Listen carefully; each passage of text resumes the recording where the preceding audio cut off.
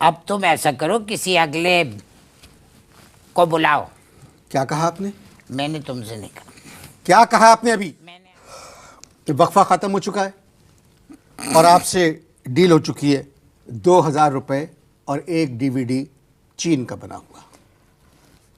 नहीं, क्या मतलब नहीं? मेरे दिमाग में एक और आइडिया चल रहा है।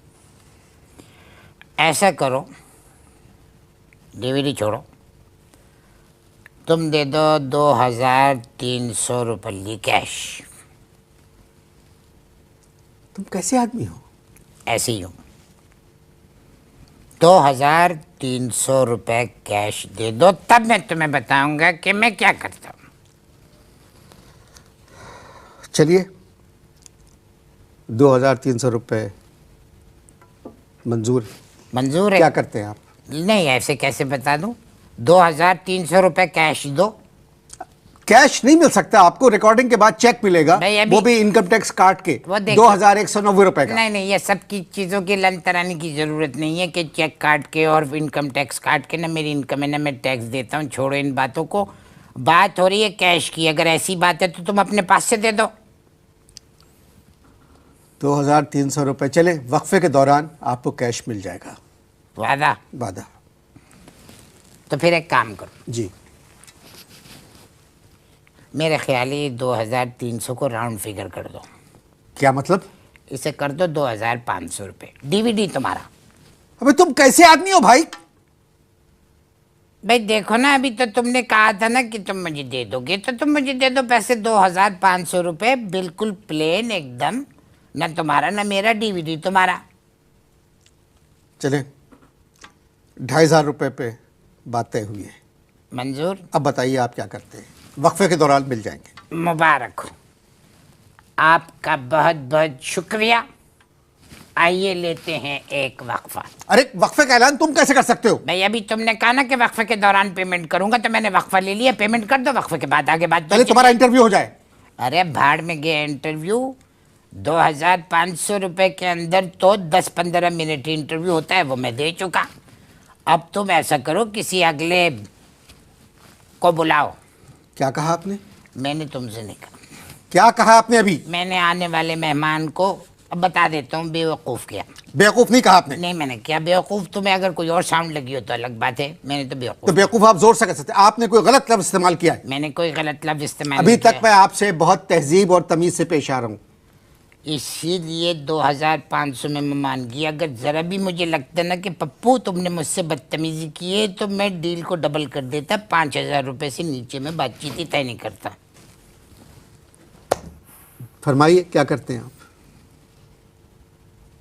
क्या कहा तुमने? फरमाइए आप क्या करते हैं?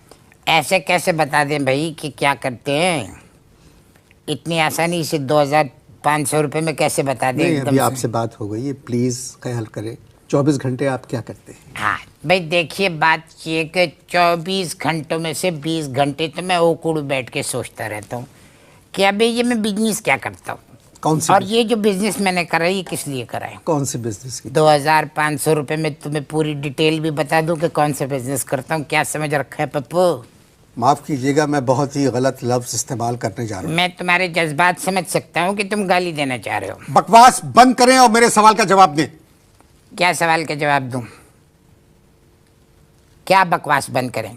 क्या करते एक बात याद रखना, बिजनेस हमारा बंद हो चुका है, इसलिए बकवास हम बंद नहीं कर सकते, क्योंकि किसी एक को चलते रहना चाहिए जिंदगी गुजारने के लिए। क्या बिजनेस करते थे? कौन? आप।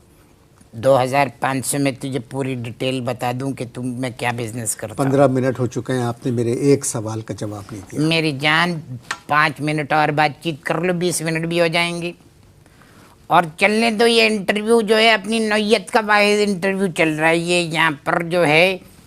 अब देखो, ये इंटरव्यू मुझे पता नहीं क्यों लग रहा है कि ये Guinness book of world record के अंदर आ जाएगा कि पहला मेहमान ऐसा आया लूज स्टॉक में, साले ने कुछ बता के नहीं दिया, जवाब दे के नहीं दिया।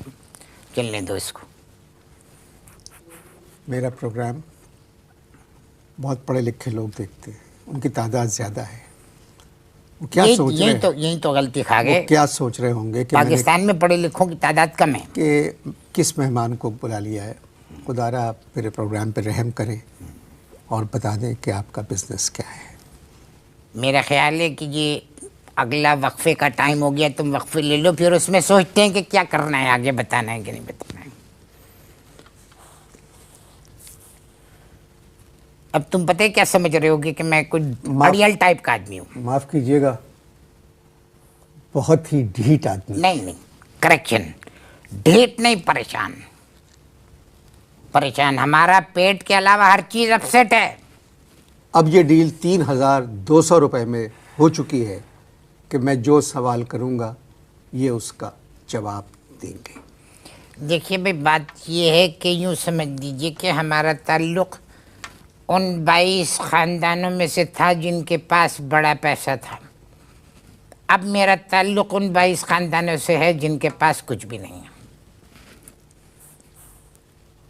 मैं उन 22 फैमिलीज़ को जानता हूँ जिनके पास बहुत कुछ था।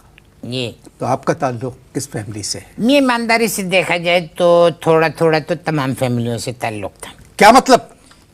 अच्छा, 3,200 में मैं तुम्हें मतलब भी बता दूं?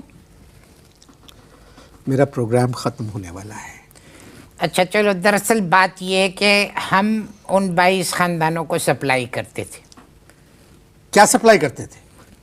बहुत अच्छे, वाह वाह वाह पप्पू, बहुत ज़्यादा चालाकियाँ दिखा रहे हो कि यानी 3,200 रुपये में मैं तुम्हें ये भी बता दूं कि क्या सप्लाई करते थे। एक बात सुनो, ना शराफत और तहजीब की हुदूद को मैं पार करने वाला हूँ। ना, अकेले नहीं, दोनों मिलके पार करेंगे, दोनों मिलके। उसकी वजह ये कि मैं भी तुम्हारे टाइप का हूँ, ये टीवी की वजह से मैं शरीफ बना बैठा हुआ हूँ। उन 22 फैमिलीज को आप क्या सप्लाई करते थे? ये काम करते हैं, राउंड फिगर कर लो, 3,500 कर लो, मैं बता देता तुम्हारा दिमाग सही है? हूँ। यार अल्लाह 3,200 में डील हो चुकी है। नहीं, अल्लाह के वास्ते 3,500 कर लो, क्योंकि 3,500 रुपये मुझे अपने डॉक्टर को फीस देनी है जो आजकल मेरी मुर्गियाँ चेक कर रहे हैं। तो क्या आपका पोल्ट्री फार्म है? ये ख़ानदानी आबा व अजदाद का ये पेशा है। मैं इसीलिए तो कह रहा था कि हम 22 ख़ानदानों को सप्लाई करते हैं अंडे और मुर्गियाँ। कितनी मुर्गियां हैं आपको? 10,000 मुर्गियाँ हैं और 400 मुर्गे, लेकिन वो 400 मुर्गे भी अब अल्लाह माफ़ करे बदमाश हो चुके हैं, वो बर्ड फ्लू से भी नहीं डर रहे हैं। मगर पाकिस्तान में तो बर्ड फ्लू नहीं है। अभी शेख रशीद साहब की वो आई थी तस्वीर जिसमें रशीद साहब जो हैं वो चिकन की टांग खा रहे हैं। नहीं देखिए, वो तो एक इत्तेफाक भी हो सकता है ना, वो तो सदर या वज़ीर आज़म साहब ने भी किया होगा कि भाई तो सिखाओ, तो वो खा रहे थे वो चिकन इस तरह का। किस डॉक्टर को आप दिखा रहे हैं अपनी मुर्गी? एक मुर्गी के, प्लीज मेरा मतलब डॉक्टर नहीं, एक मिक्सअप मत करो, एक मुर्गी के 10 रुपए लेते हैं चेकिंग करने के। और जिस तरह वो मुर्गियों की चेकिंग करते हैं, मैंने नोट करा कि मुर्गों के आंसू निकल आते हैं। बस यहीं तक रहने दीजिए, तफसील में जाने की ज़रूरत नहीं है। भाई लेकिन डॉक्टर तो बड़े तफसील से चेक करता है। अब जिस तफसील से वो चेक करता है, एक मुर्गी ऐसे टर्न हुई और मुझे तो ऐसा लगा कि जैसे वो मुर्गी डॉक्टर से कह रही हो कि तेरी माँ बहनें नहीं है क्या।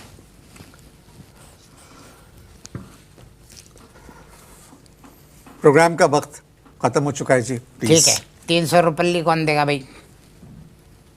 वो मैं दूंगा। नहीं, अभी कैश। कैश नहीं, मैं अभी नहीं कैश, मैं तो टीवी वालों पे तो भरोसे नहीं है ना मेरा। कैश 2,300 दे दिए तुमने, 300 रुपये कैश दो।